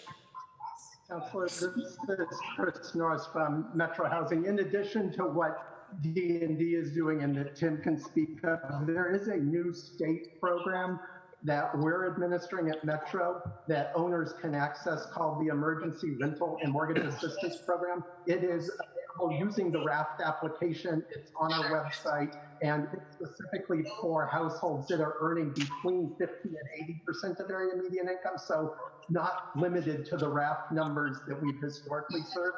And to date, although we've served 500 households with RAFT, we've only served 6 with the IRMA program, and it was set up specifically for the population that you're describing. So that's available, and I can get more information to you if you'd like it. Thank you, Chris. That's huge, and I'm going to get my staff to get on there right away. We've got a number of calls from across the city, folks that are in that type of predicament. So you're going to see that number tick up probably within the hour. So I appreciate that. And then thank you, Madam Chair. Thanks to everybody participating. Just let us know how we, as the City Council, how we could partner better in this effort to protect, residents, tenants, and also small homeowners during these difficult times. So I appreciate everyone's attention to detail. I appreciate the work that everyone's doing on it. And I do appreciate how responsive the city was right out of the gate immediately on the housing issue and on the food security issue.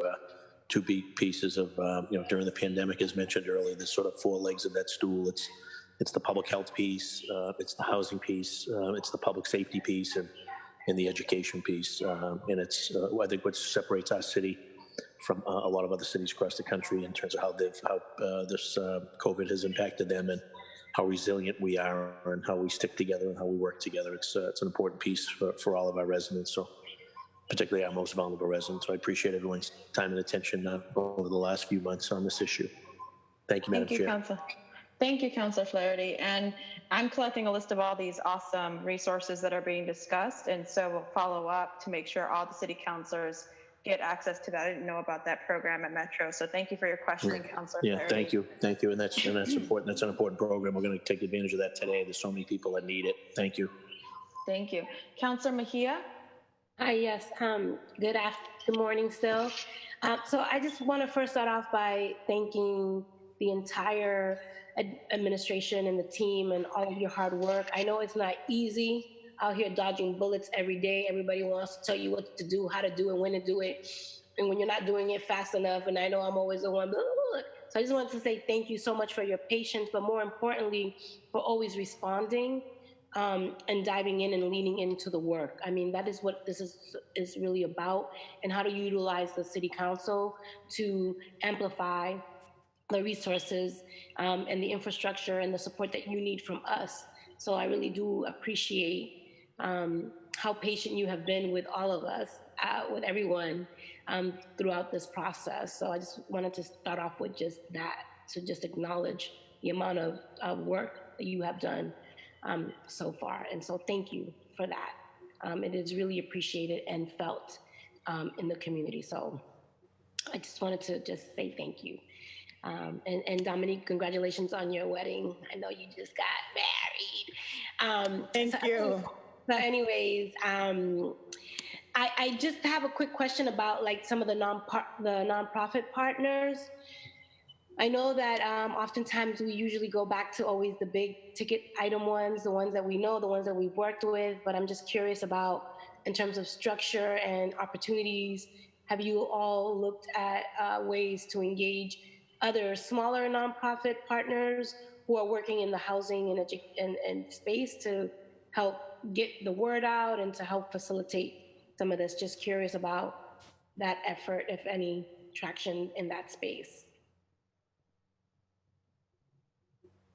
I guess I'll jump in there with an answer for that. And thank you again, Councilor Mejia, for your well wishes and for thanking us for the good work that we're really pushing to do for all of your constituents, for all of our residents, our neighbors, our families.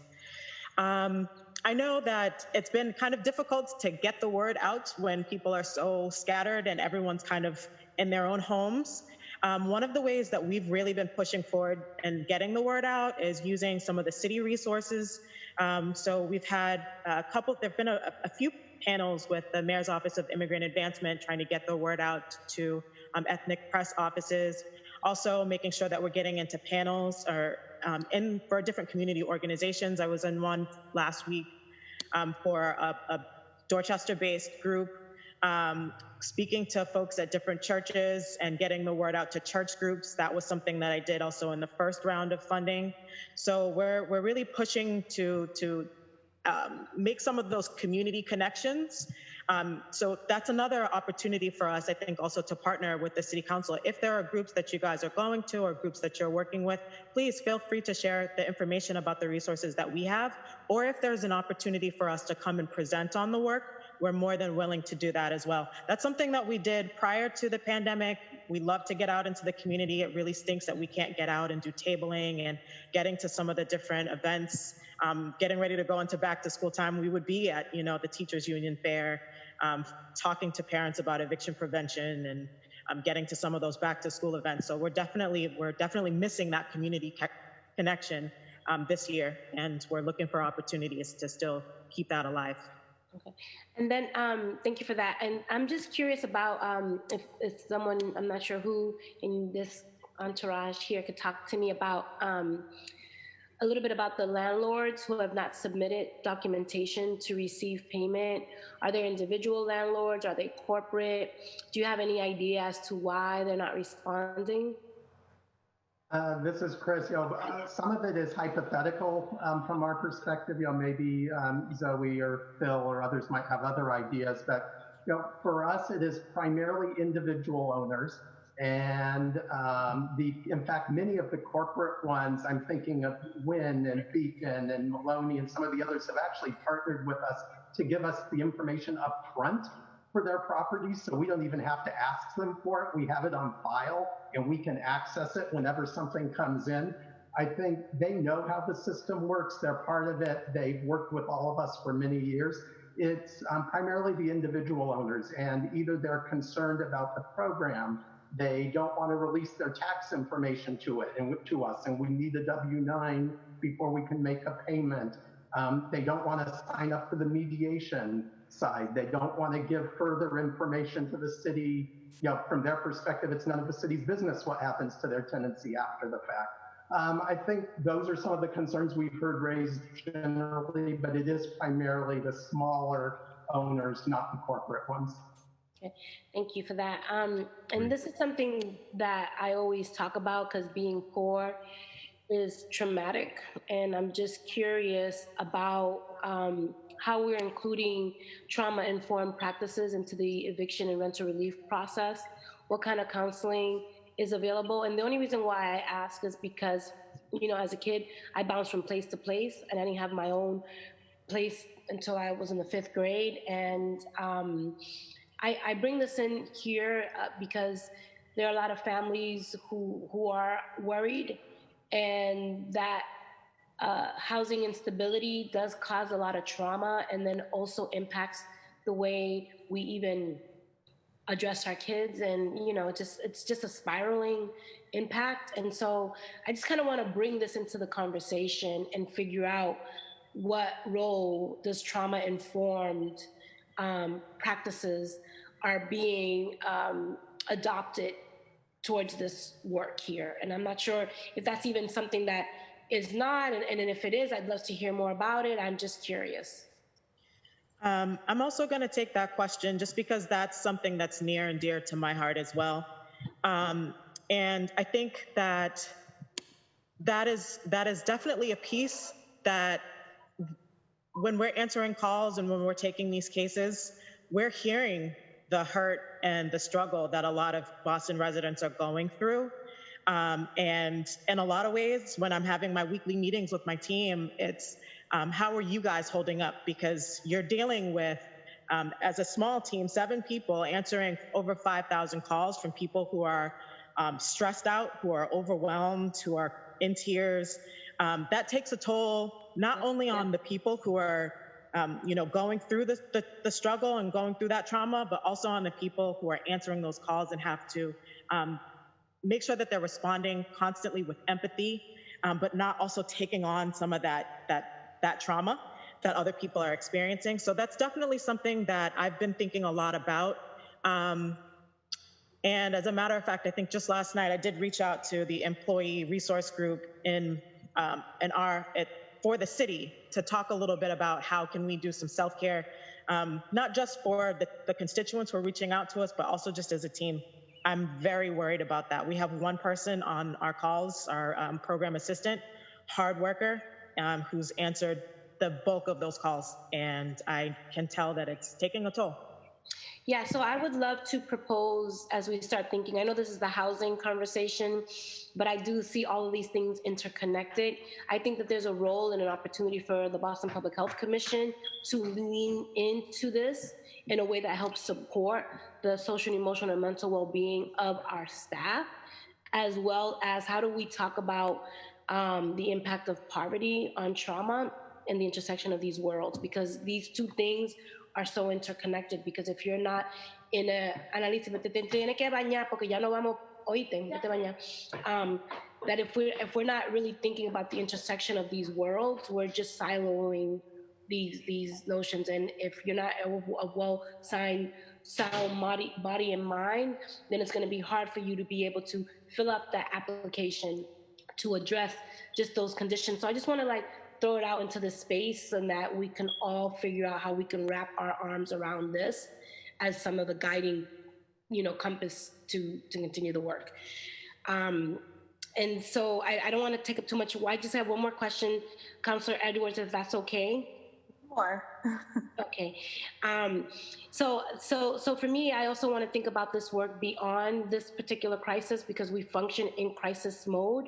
And I'm just curious about what are we thinking in this particular space and how we hold ourselves accountable to the housing insecurity that is still real for so many Boston residents. What are we doing to set a long-term solution to this particular situation, so it's not just a short-term, solution? Just curious about what you all are thinking about that. Yeah, I'm happy to jump in with at least an opinion. One of the gaps I think is right to counsel, that they're actually represented by someone and have the ability to have the same level of counsel and advice that landlords have. Beyond that, though, I think there is a Globe op-ed, I believe it either appeared yesterday in stores, that looks long range, and I think production is part of the answer. Preservation of housing that is affordable is key. Councilor Braden early on in her intro talked about landlords who are having to sell. When a landlord is keeping something relatively affordable and sells in a high market, the new owner is going to raise the rent. We will never rebuild. The majority of our, in quotes, affordable housing is unsubsidized and privately owned. If those owners feel they have to leave and sell, we will lose that housing and we won't replace it.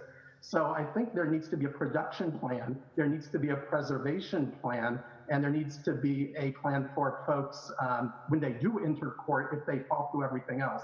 But that also includes rental assistance and additional rental assistance. And I guess finally it includes, when we talk about affordable housing, defining what we mean by affordable and who it serves.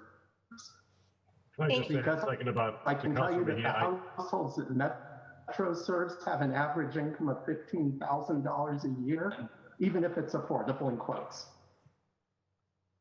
To Councilor Mejia, I would agree that there is a lot of stress on staff that's sort of frontline. It isn't just this particular program, but it does. I've heard it on foreclosure prevention since that's been going back to 2007. It takes a toll on people. There's no one particular answer other than being good teammates, listening, giving people the ability to sit back a little bit or provide a little time off if they need to, without keeping the pressure on. Say, here's your paycheck, keep producing. I think you need a good workplace to take care of that. So I think we try. on the staff to do that. And I think CDCs across the board do as well. And to the point about affordable housing, I think the discussion's begun about, they're connecting. Councilor Flynn asked before what's going to happen in the future. There's going to be more people in need of affordable housing. And I think it is just below 15. It'll be that whole range of people who are losing their jobs who could be eligible for a variety of programs. So I do think AOP remains a good program for us. We're a little bit, we've taken a step back now on acquiring, because if we get a building and people can't pay the rent, what do we do with debt service and that kind of thing? It's a real challenge right now, but I do think, to the point, we've missed other opportunities before where we haven't been investing in acquisition, and all of a sudden the prices come in, the other guys come in and scoop these things up and evict tenants, and our neighborhoods change dramatically, and we haven't wanted to see that. I know Councilor Edwards knows 500 people have left East Boston High School in the past 5 years. I'm sure you've seen that across the city. This will be an opportunity to sort of take a look at how we acquire properties or three-deckers or small units across the city and invest in that as well. But I think affordable housing is going to remain a need for a long time. Councilor Mejia, I just wanted to kind of thank both Chris and Phil for their work and for their statements on this matter. And especially, Phil's comment about the Acquisition Opportunity Program. We are very much looking at ways that we can not only maintain our current levels of production of income-restricted housing, but also increase it. And also very much are looking at and supporting efforts for nonprofits and other landlords to purchase unrestricted housing and restrict it through programs like the Acquisition Opportunity Program.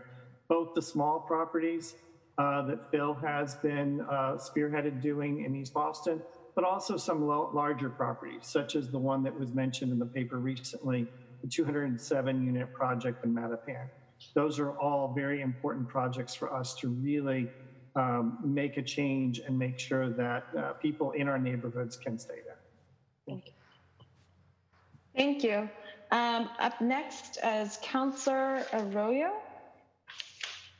You may have had to step away. Some of my colleagues were in and out. If not, then Councilor O'Malley might also be returning shortly. Okay. Councilor Campbell. Hi, Councilor Edwards. Yeah, I have to jump soon too, and I held on as long as I could. But first of all, this was very informative. So one, just want to express my sincere gratitude to all the folks from administration on the work you're doing and how hard you're working. Many of my colleagues already talked about just how you're taking care of yourself, your staff, as you two are on the front line. So really just wanted to thank you guys for the work you're doing. Being in touch with my team to help navigate these constituent cases it's not easy, but we can't do it without partnership. So thank you. And congratulations, Dominique and Taylor as well. And then I had questions that had to do with long-term, which I think Councilor Mejia got to, and some of the questions related to what Councilor Flaherty asked. So I won't repeat those. I guess my biggest, and also I wanted to thank you, Chris, for specifically speaking to just the gaps and what we can do on, all of you sort of spoke to this a little bit, what we can do on the council side to continue to advocate, of course, to the federal government, but also in other ways to support the work that you guys are doing. So thank you for that. But I guess one last question is, obviously, and Dominique, you talked about this a lot, really getting creative and trying to reach people proactively, right? Not just waiting for them to come to us. We know that there are so many folks struggling, and we struggle with this too. We often tell folks in our district, which is largely Dorchester, Mattapan, if we help you on a case, even if it's something simple, your recycling bin, for example, you need a new one. We helped you with that, then spread the word that, city government can be of assistance to you. And so it's a lot of word, neighbor to neighbor. So I'm just curious what we can do on our side to continue to support more of the proactive efforts in terms of reaching folks. Obviously you can send applications out, you can go to different community groups. What else might we be able to do to assist in this regard? Because it is challenging.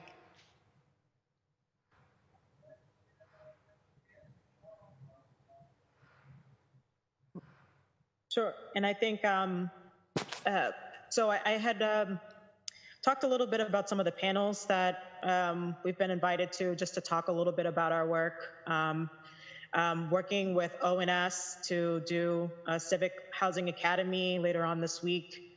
So we've just kind of been trying to tap into some of the resources that the city already has on hand, the networks that were already in place before the pandemic, that they're trying to pick up and bring a little bit more online. So that way communication is not lost with some of those really key constituencies and those key groups that may need to access this kind of funding. I really don't have a perfect answer for how we could partner with the city council in terms of sharing that. We can share the information, but I think it would really be incumbent upon each member of the council to also, if there are groups that you guys know about that we could try to engage or that we could share that information with, then we're more than happy to do that. But I think that some of that heavy lift is on you guys to tell us, who do you think, who in your communities could we reach out to? Are there key churches that have large groups that are still doing Zoom meetings or still doing Zoom worship services? Are there still active community organizations? I know I'm a member of the Garrison Trotter Neighborhood Association. They're still meeting, every third Sunday of the month. So they're still continuing to do some of that work. It's just moved into a different platform. So we're here and we're definitely willing to go and to talk about the work, but it's also, we need to know who are those groups that we should be courting in that way.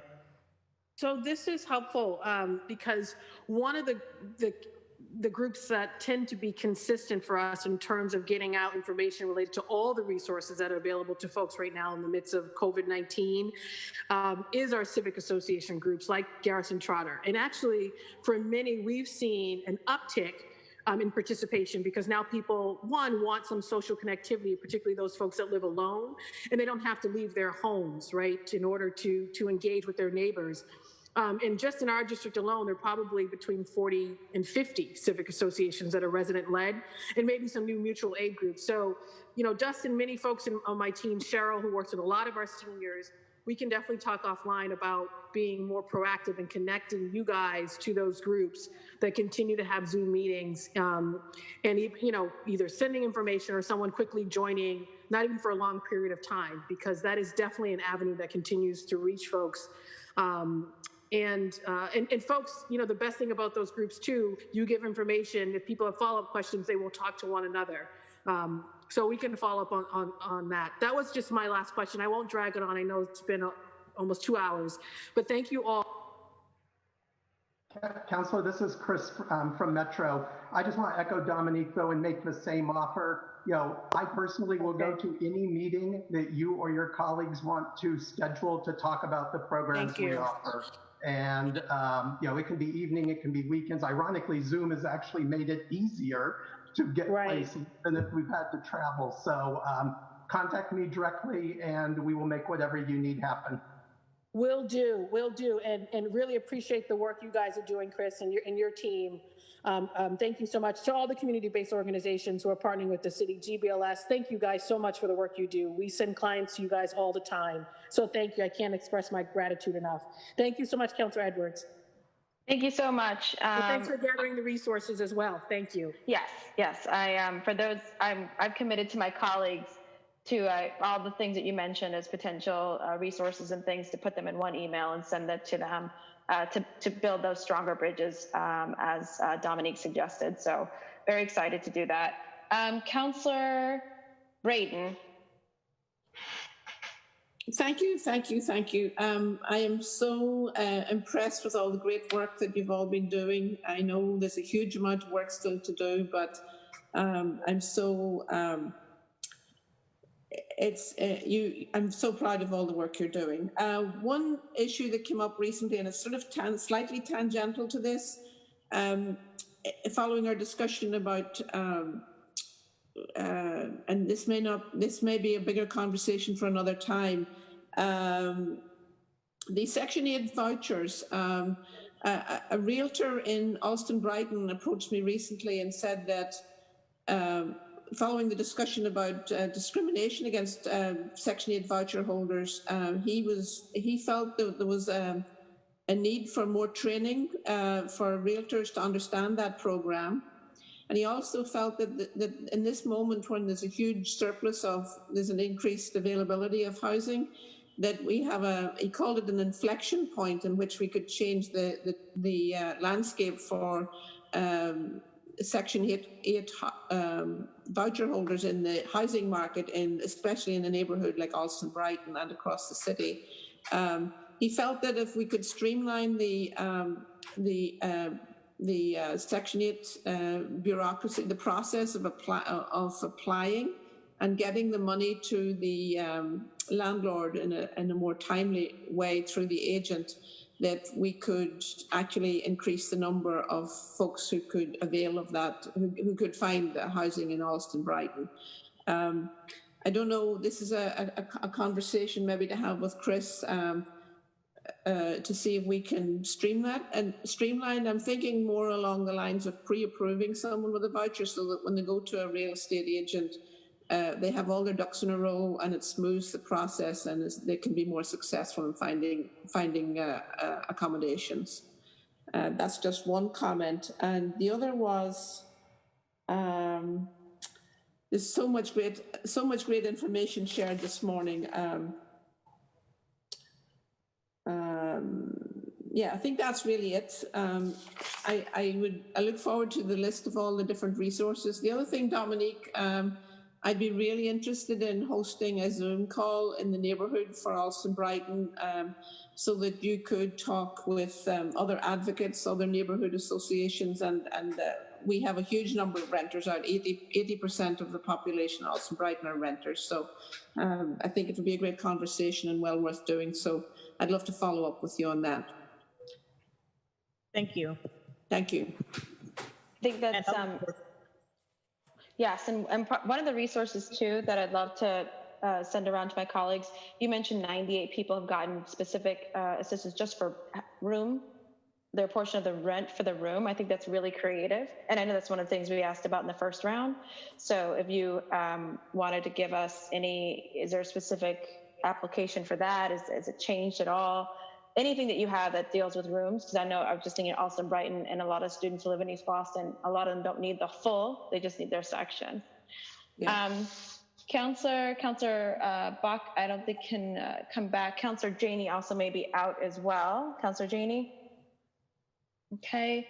And then I'll just do again real quick for Counselor Arroyo, Counselor O'Malley. They may not have been able to return. Very well. So I just wanted to, I don't think we really need a second round unless any of my colleagues had a burning question, but I did want to make a summary of resources that we were going to get out and making sure that we were clear on that. One, I look forward to the programs that deal with homeowners specifically who need help on their mortgage. I think Chris mentioned that. And it's on your website or something, but either way, I'll get that link from you so we can send that out to our colleagues. I've had people request that as well. I know, Noah, you already are one of the bigger resources for folks who were dealing with fires still. Is that still true? Yes. Okay. Yes, we are. All right. Yes, and then also you are, I'm just curious, do you have majority or a decent amount of the folks that you're dealing with also speak Spanish by any chance? Are you our staff, if the staff, yes, staff speak Spanish, yes, they do. Okay, great. And so the forms from GBLS, you had mentioned there's a negotiation for a tenant agreement form that you have. Is there another form, a settlement form? Go ahead. Are you working on, go ahead. We're working on two, one that you use before court and one that you use in court. Okay. So those two forms, before and during court, we can have access to. And we can send that out to our folks as well. And I do agree, I'd love to have either Dom or Taylor or someone from OHS and maybe someone from GBLS really walking us through that form and walking through the resources people can have access to. I'll certainly be trying to connect you to our ward committee out here and other organizations here in East Boston. So those two forms I will get out to my colleagues. I did want to check to see on the question of if landlords are not being responsive, as in if they're the only reason why the person isn't getting the assistance, would you consider in the third round just giving the check then to the tenant? Would you consider that? I mean, I just feel like it's so unfair to punish. Under HUD guidelines, we are not allowed to give the tenant the check directly. I think, well, so is there any way to monitor that then as the defense for non-payment of rent or something? I mean, is there a letter that you can put in saying they did qualify, they in good faith asked for the money, and therefore, and it was rejected by the landlord? I'm wondering if that's a form or something that you could add to the form for some people, because that's really cruel, actually, if a person is able to pay and the landlord is like, I will not fill out the last form to help you. I feel that then for that landlord to move for non-payment of rent seems just particularly cruel. And so I'm wondering if there's any form, maybe you guys can have a certification or something that the person would have been eligible and would have received the funds, but for the landlord's fault. Just curious.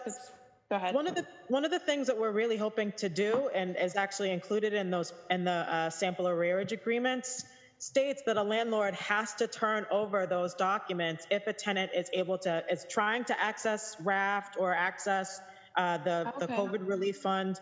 So then there would be required, and there's actually a period of time before the agreement actually kicks in and starts for the tenant to go ahead and try to access those financial resources. So that sample arrearage agreement, we'd be more than happy to walk you through it. And but we're really hoping that that's going to be a big tool for a lot of people in the coming months. Oh, good. I just hope still, let's say the person right now who isn't getting the check because their landlord, right? If they end up in court in October, November 1st or whatever the heck they can go in there, maybe we can consider, or you guys consider a form like certification. They applied, they didn't get the funds only because the landlord rejected it. I don't know. And then for the clinics, the legal clinics, or any other clinics, can we get a schedule sent? So those aren't set up yet. We haven't set up any legal clinics yet, but when we do, we can definitely let you know. I would love to get a schedule ready in any form. And is OHS, you guys are doing any clinics or doing any kind of informative stuff, or is that by request and you come out to us?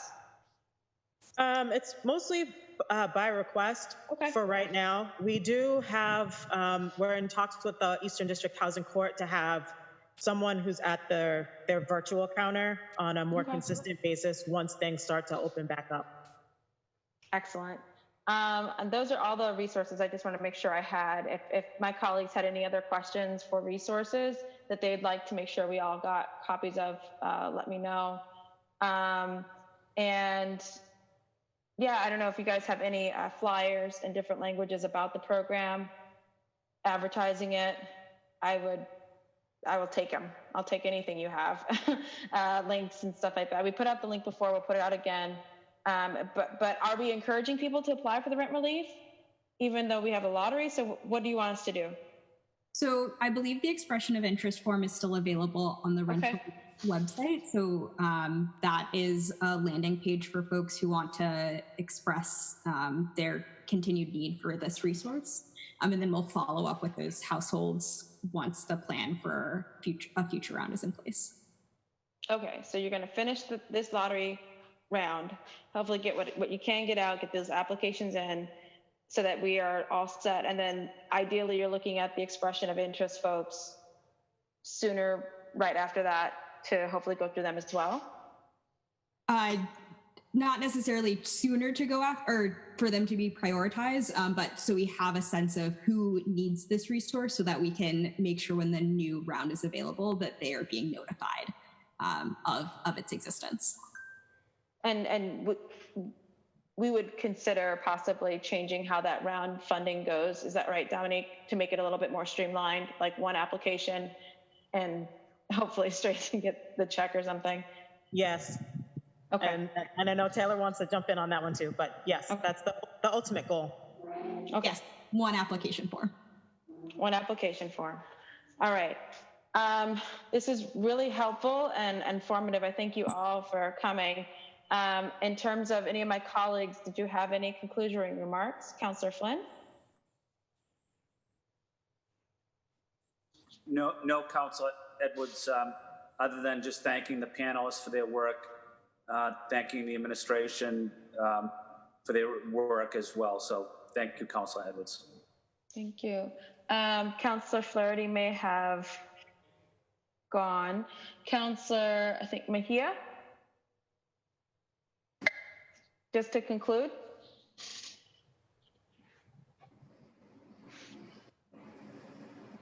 She may have gone. Councilor Arroyo or O'Malley, just checking. Councilor Campbell may have had, I know she had to go. Councilor Braden. Councilor Braden, I don't know if you had any. Okay. And I'm not sure if Councilor Janey was able to return. Okay. Oh, Councilor Janey, we're going to conclude if you can hear us, but she may not. You guys can hear me, right? Is it my connection? Okay. All right. Well, with that then, I won't keep this, I won't belabor this much more. I thank you so much for your hard work. Thank you for keeping us updated, and I'll get those resources out to all the colleagues. Thank you again, and congratulations, Dominique. Thank you. Thanks for having us. Thank you. Bye-bye. Bye, everybody. Bye-bye.